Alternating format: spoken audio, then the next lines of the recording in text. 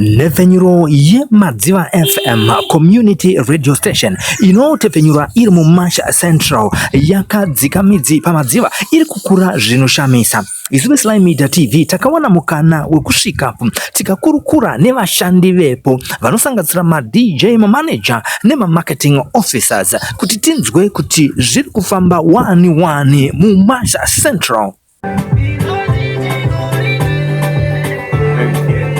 Kune vachangoti bata ndokoti makadi pa Nhepfenyuro Madziva frequency modulation inobatika pa 91.4 MHz. Muchifamba na Joseph Rovani ari pabasa DJ Goride baba Juju naye akufara wangu ngeti nemi pano pa 91.4 MHz. Aiwa ndikuti ninege ndiko kupaila na petu zvakamira sei handikuti kuvhare nguva ino kunobata 7 o'clock atichange chibata zvinoite adzemi unotirwa music dzakasiyana siyana atichiperekedzana zvedu kudzimba kubva nenguva dza 7 o'clock kunobata 8 o'clock atichange chifamba zvedu nechirongwa chanasaura maclub member kubva nenguva dza 8 kunobata 9 o'clock atichange chibata tsika nemagariro handikuti inini kune vanoda kundibata ndinobatika pana pa 91.4 MHz musi wemande kuseni 6 to 9 apa ndichiuya nezvirongwa zvakasiyana siyana kwaedza usile handozopinda zvangu magarden zvidzidzo chibatsira zvakasiyana siyana handozopinda pazvirongwa zvinoitika munharaunda kubva nenguva dza 8 kunobata 9 o'clock wakandipotsa mande unondibata china kuseni atichiita programu yakare zvakare atichiti kwaedza usile atichimutsana nematsamba kubva nenguva dza 7 kunobata 8 o'clock atichibata zvakasiyana siyana zvinoitika munharaunda atikuti ninika panapa ndopinda mande kuseni 6 to 9 handozopinda china kuseni 6 to 9 handozopinda friday manheru 6 to 9 wenyu shamara DJ Gorite baba Juju handikuti zviri sese kune vachangotibata pano pa 91.4 MHz. Mashoko ako kune vavo vanokufarira pa Nhepfenyuro ndeyekuti kudi vakavachikusapoта gore rese rapfuura ra 2024 androti kune vese vanofamba na DJ Gorite androti aiwa imimi munondikoshera vateereri pasina imimi hapana inini kufara kwenyu kunoita kuti inini ndivandudzike pamashoko pandenda tadzawo ndosati aiwa ndigoni zvese zvakangonaka kuya kana kuinbox mwedza taiwa Gorite pakati dawo adjusta zvakangonaka kuti aiwa tinge tichipakura nekubika zvinhu zvinofadza iwo neni muteereri kufara kwako ndokufara kwangu pasina imimi hapana inini atoti fadza mutengi fadza customer kuratidza kuti aiwa pasina imimi hapana isusu andikuti aiwa naiwa bo maita basa vateereri.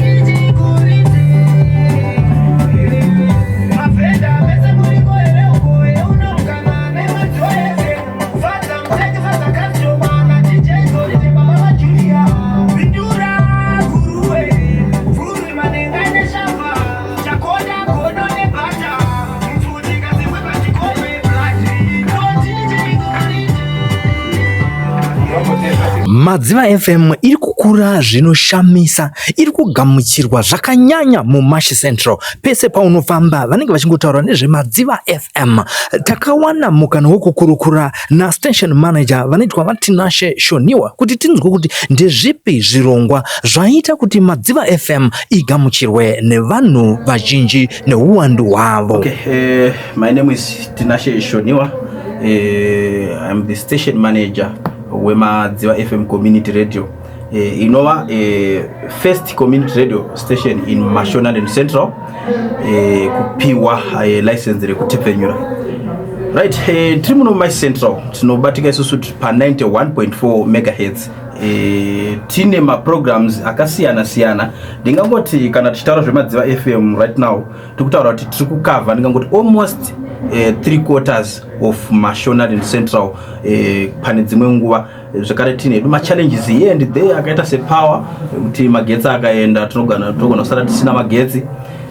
Then in terms of programming tiri kuona kuti our boys va improve zvekuti tiri kuona kuti ma presenters yedu vakubata basa zvekuti wega unazodzwisa kuti no timu riri kushanda. Wakatarisa pakutanga musi wa 3 July 2023 kusvika parizvinos apanda kuti pane a different change yekuti hatina hedu ma trainings akanyanya atawana kubva kuma presenters yedu asi ndiri kuona kuti mapushiro avari kuita even programming dzavo kutsvaga content nekudini kuti ndiri kuona kuti zviri kufamba zvakanaka even nyaya dzavo dzanya dzekuti even uri kuguruve unokwanisa kuteerera kuti no ndakateerera Madziva FM uri kudharo wenu uri kushamba as compared nepekutanga pekuti taingonzwa nyaya dzenge dzingoti dzemadziva chete ichinzi Madziva FM community but so far taunanzisa kuti it's now ndingangoti it's now a community radio, not yeMadziva but a community radio station yeMashona and Central Bozi. Ndikuona kuti tikusvika maengozi ese dotito tinenge tiriko guru vanenge vachitibata chiweshe concession vanenge vachitibata chitumira mafeedbacks avo zvekutibatsira pakuti programming yedu ikuramba ichienderera mberi. Tine continuous programming, so tichine ma challenges edu kune dzimwe nzvimbo dzakaita sekuti takada news dzekuguruve so far tisati kwanisa kunatsodziwana. Tikutotarisira kuti tikufana kurecruita kuna na guruve ikoko, tikufana kurecruita kuna na Glendale, tikufana kurecruita kuna na Dotito Rushinga, so that towana ma presenters or angles nema news reporters anenge achikwanisa kuuya achireporta news, tichikwanisa kuwana news so that news dzedu dzinge dzakabalance. But now tichiri kuita zvemafoni ekuti kana presenter akanzwa nyaya anenge akuda kuita kutsvaga content iyo nefoni, so pane mukana wekuti angona kunyeperwa kana kunzwa wrong information. Zvimwe zvirongwa zviri kufarirwa nevanhu iye zvinezvi pagore rese ramanga muri neexistence ndezvipi? Tine zvirongwa zvakawanda zviri kufarirwa nevanhu. Tine zvirongwa zvakaita sekurima kwakanaka handitika, tine zvirongwa zvakaita setonyudza gejo handitika, zviri kufarirwa zvirongwa izvozvo zvekuti ndiri kunatsonzwisa kuti vanhu vari kufarira radio, inonatsoona kuti vanhu vanenge vakatsigira paredio. Then tine maprograms atinoitawo ekuti tinotora mucommunity, tinopinda mucommunity to identify vanhu vulnerable handitika, vane machallenges akasiyana siyana, ndo vatinotora vanhu ivavo toya navo paNhepfenyuro tovaita kuti vakwanise kutaura vachinzwikwa. Recently titori nevanhu about 2 or 3 vakakwanisa kubatsirwa necommunity through this community radio station. So tikutarisira kuti isusu hatisi kufana kuperera pane 2 or 3 ivavo, but tikutarisira kuti tikufana kutendera because tine munhu wekurushinga akambobatsirwa through this radio, tine munhu wekuchiweshe akabatsirwa through this radio, tina mai zvekare wekuchiweshe tofata kuti tine vanhu 2 vekuchiweshe vabatsirwa, then tina mai vemuno Madziva vabatsirwa through this radio. So tikunatsoona kuti no, zvinhu zviri kufamba zvakanaka. Radio station inobatika zvekare nemunhu ane radio chete here kana kuti zvakamira sei, vanhu vane access sei? So far tichiri kumhanya kuti tindofunga matongweta lake rekusvikirana nevakomana veinternet vari kumhanya panapa, zvokuti ndiri kutarisira kuti manje so panguva pfupi kutera tinenge takukwanisa kubroadcasta live on Facebook, tinenge takukwanisa kubatikawo even pawebsite agara titoripo bozi wangobaya www.madzivafmradio.org watopinda muwebsite yeMadziva FM. So tiri kuti isusu zvekare tine Facebook channels atinawo, so tiri kutarisira kuti channels ese iyayo platforms iyayo soon anenge active because so far tangobva kugamuchira muchina wechizvino weStarlink internet, so that tinokwanisa kufambisa mabasa edu even platforms pedu. SeMadziva FM tikutarisira kuti takakwanisa kuwana resources tinofanira kukura kudarika zvatiri zvinozvi, because tichitarisa land ino yatiri ino tikutarisira kuti tofanira kuve tine patinoti pedu community radio station, tichiitawo maprojects akaita sana potri, tichiitawo maproject akaita sana pigari, because tagara titori mapresenters tine varimi vanoita zvokurimisa madhumene chichi, so tikutarisira kuti tofanira kuita maprojects. So tinenge tichitarisira kuti isusu kana kune well wishers akasununguka anokwanisa kutibatsira nemaproject for sustainability, because let's say kuti tikupfuya huku dzedu kana tikupfuya nguruve, takatengesa nguruve presenter haachanetseka kuenda kutora news kwakuda ndotora, takapfuya nguruve dzedu pada takatengesawo takukwanisa kutenga kana mota, so that presenter hazichanetsa kuti anotora news, angokwanisa kumhanya otonosvika ototora news odzoka, zvoda kuti radio yedu inenge yakuenda continuous. Then tobva taita another challenge yepower, like kuti magetsi akaenda munomu muMadziva base station yedu rinogona kusara rinogona kuve risina fuel, so zvikuti affecta pakuti panguva iyoyo radio yakutodzima. So inenge yakuchinja meter band, sometimes inenge yakuchinja frequency yakubatika pa 92.4 nenyaya yekuti but 92.4 inenge iri radius of 5 kilometers. So toda kuti isu tizame kuvavarira kuti tikwanise kuwana a backup power system kubooster, so that takawana backup power system takukwanisa kurova radio yedu handinge kuti kana 24/7 tokwanisa kuirova. So tikutarisira kuti isusu soon tofana kuita nezvinhu izvozvo, asi hatisi kumisa well wishers anoda, well wishers akasununguka kuya kutibatsira tikwanise kuwanawo ivo mapresenters yaya vari kusenza on voluntary basis, vanodawo refreshments ekuti vakupota pakushamarira kwaari kuita ndofunga mungonza kuti munopisa, so vanenge vaida kuti vanawo refreshments vachimboita vachimbonwira nekudi even transport nechichi. Saka ndozvinhu zvatikutarisira kuti no, if we get zvinhu izvozvo takutarisira kuti radio yedu inenge yapa standard yepamusoro, but patitori right now ndonziso kuti tatove pastandard yepamusoro. Mapresenters mune vangani yezvinezvi? So far mapresenters atinawo it's about 28. Yes. Pano munotanga nguva yemuchipedza nguva zvese kana zvakanaka magetsi aripo.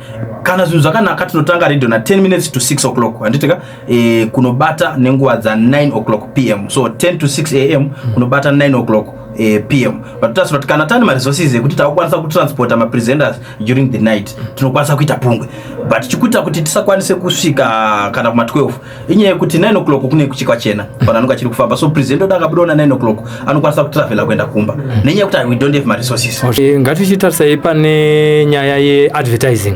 Ndivanani vanobvumirwa kuzowa advertise pa radio station ino uye vachibva kupi? Isusu tiri kuti panyaya dzekuadvertisa dzanyaya dzekuti tinenge tichagoka for sustain, so tiri kuti isusu everyone akasununguka kuya kuno advertise pa community radio station zvichienderana nekuti ari kuadvertise iyi. Pane vanhu kubva pamakatanga gore rakapera iroro, ndevape vanhu vamuda kutenda vaita kuti irambe yakamira kusvika patasvika zvinezvi ma-stakeholders akabatana nemi? Alright, ndinoda kutendawo machief machangamire. Machief edu akatikomberedza vari kumira nesu zvakanyanya, ndogotenda zvekare business community edu inomira nesu zvakanyanya. Kusanganisira vapi nevapi? Pama business community tine vanhu vakaita sana Dave, tine vanhu vakaita sana Mr. Mayor. Ivavo tinovatenda because rubatsiro rwavo ndiri kuona sekuti vari vanhu vekuti takasvika tichiti tikukumbirawo chigubhu chemvura vari kukwanisa kutibatsirawo ipapo. Yes. Mashoko enyu kune vateereri vanga vasati vaziva nezve Madziva FM nevamwe vagara vari kuteerera paMadziva FM vanga vachikusapotai kubva muchitanga.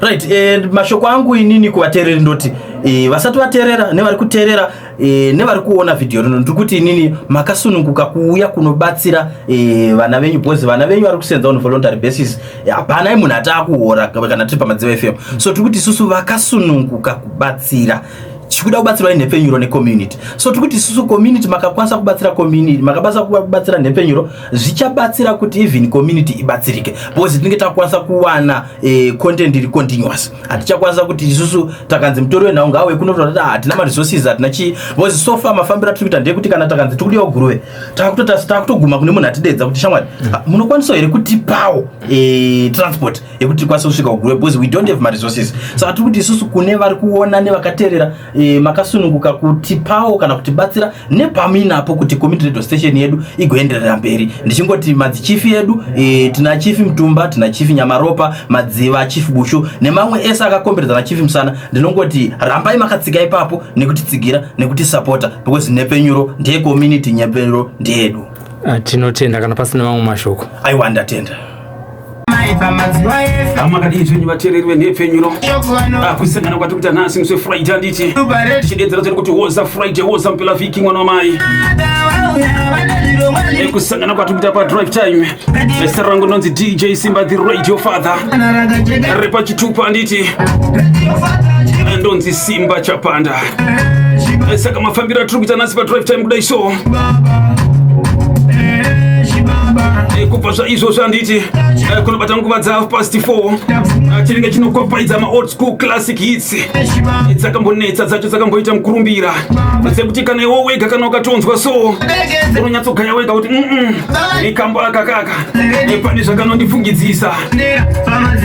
Kuzobva nenguva dza 4:30 kunobata nguva dza 5 o'clock tinenge takunopinda pachirongwa kuchikairira kwakanaka. Saka wese muchikairi nemuchikairwa handiti ngatigarire padhuze. Kuzobva nenguva dza 5 o'clock kunobata nguva dza 6 o'clock tinenge tamu last hour drive time takukwakwaidzira kuenda handiti ipapapoka tinenge singatombokupai kana nguva yekubatanidza, tinenge takurova zvekuti tinopedza kubva paNhepfenyuro. Saka ndomamirira zvinenge zvakaita nhasi musi Friday, woza Friday woza mpela vhiki, nhasi Friday mwana wamai tatogadzirira kupinda muweekend. Isu vamwe tato muweekend mudu. Madziva FM Community Radio 91.4 MHz ndopo unotibata ipapo.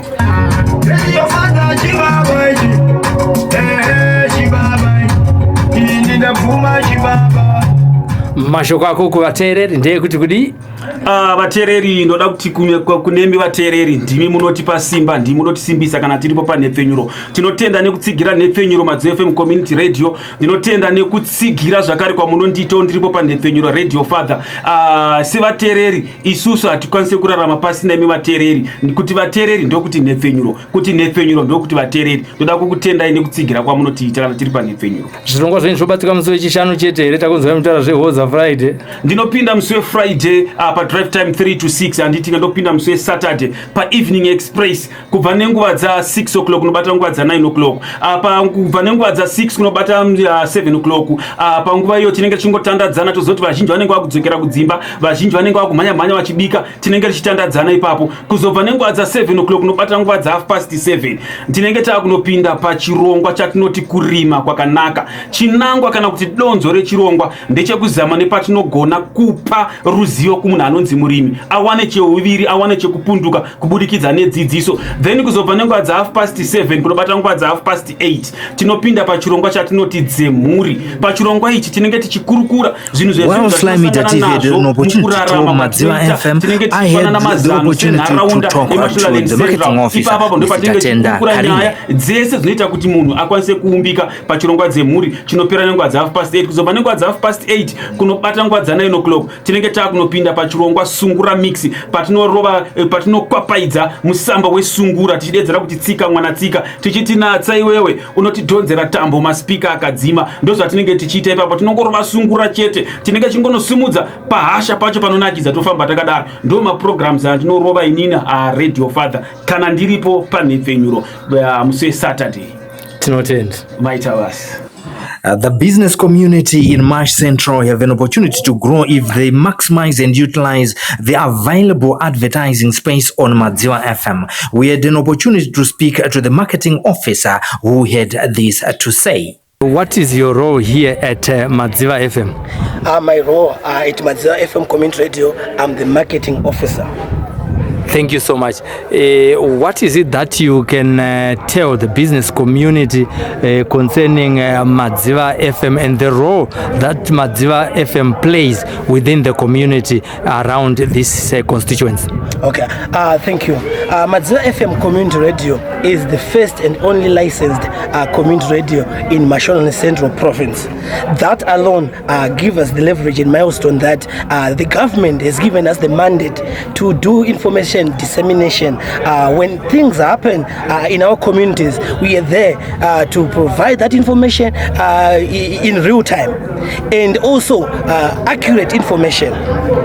Issues around social engagement, social living, developmental projects, those that are being done by the government, those that are being done by different partners and stakeholders, promotion of local languages, our culture, norms and values. That's why basically its functions lie enshrined in the hands of all our traditional leaders. Now, this is a new thing. It's a new phenomenon. It's a new baby that has been born.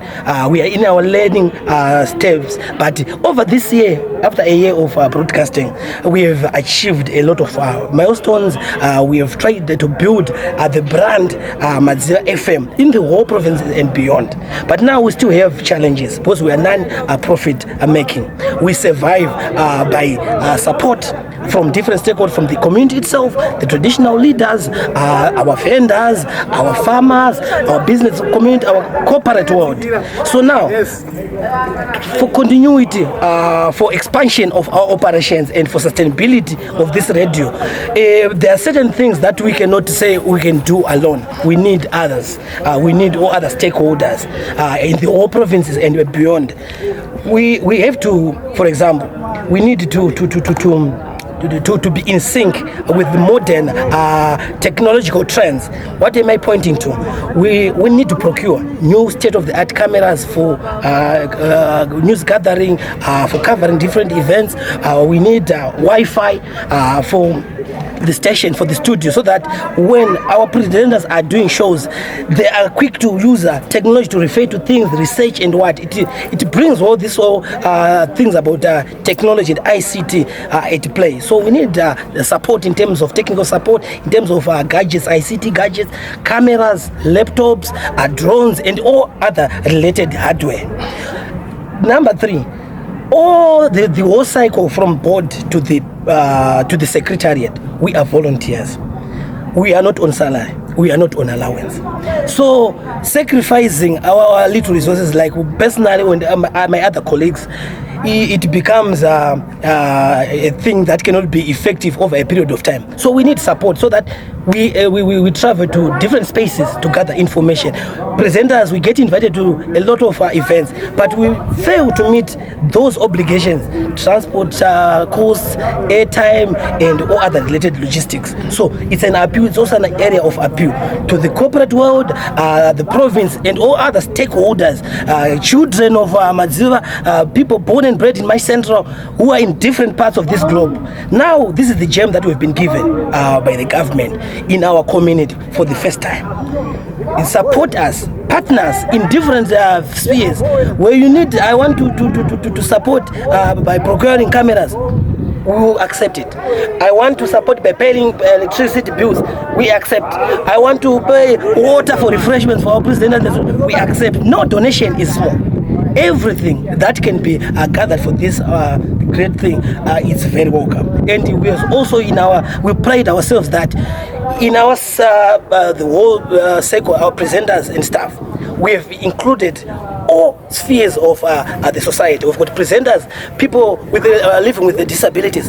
They are part of our presenter. And for the record, we've got one guy who is a blind guy, Tino Menyan, speaks 10 languages. He's got these slots. Why? We leave no one behind. This is the essence of the community radio. We've got women, people with various social issues. We encompass them. We've got the youth. We've got other interest groups in our structures. So we just need support so that we sustain ourselves. In the short term, we've got a strategic plan that is clearly outlining the business part where we want to do projects for self-sustainability. We're trying to venture into a poultry project for starters. Why? It has got a short life cycle. It's 6 weeks. So if we have stakeholders and partners who want to donate us, to kickstart, to jumpstart us, we are welcome. And these are just the basic and general things beyond many other things that we need support from the corporate world, the business community, and all those people who hail from this province where this radio is stationed, where it has been given the mandate to broadcast, and we pride ourselves that we are covering 85% of this province. Within the 85% you are talking about, just mention few big cities that are around March Central where this radio station is making some impact. Thank you. Right here in Shamva, we've got Mount Darwin, we have got Mazowe, we have got Centenary, we have got Bindura, we have got Muzarabani, but not the whole of the upper part of Muzarabani. I mentioned Glendale. Yes. And parts of Marsh East, Mtawa, parts of Mrewa. So the airwave, the network is spilling. Because network doesn't travel in a straight line. So this is the zone which we can comfortably say this is the area, is our sphere of influence. And based on the feedback that we've been given, we can safely say that 85% coverage of our province, we are managing to do that. Are business people allowed to come and advertise? Is there any airspace for that? The airspace, we are open for business. Business people, individuals, farmers, miners, SMEs, corporates, and etc. Donors and other partners. We are open for donations. Also, the airspace, the airwaves are our biggest asset. So we invite the interested stakeholders to come to advertise. Yes, we've been given a waiver by the government, although we don't do commercial adverts, but we've got a scale, which is mandated and stipulated by the Constitution, where we operate within, so that our mandate is not to make money, but it's to support the community, and then the same community supports us. So the airspace is there. We have got partnerships. We have got slots for adverts. We have got slots for sponsored programs, and we have got slots for people who just want to be our stakeholder. For example, we have got so far our biggest stakeholder is what we call club members. Our members who subscribe their money in support of the operations of the radio. Thank you so much. Thank you. Iyi ndiyo nyaya yatataka kubatira nasi pana zviri kuitika ku Nhepfenyuro Madziva FM. Kana muine nyaya dzakafanana nedzidze dzinonakidza dzinosuwisa dziri kuitika ku nharaunda yamugere, sunungukai kundirovera runhare panhamba dzinoti 773-761-800. Motaura nene mukomaslai simbi yebasa mazvita shayai programu iye kune vamwe.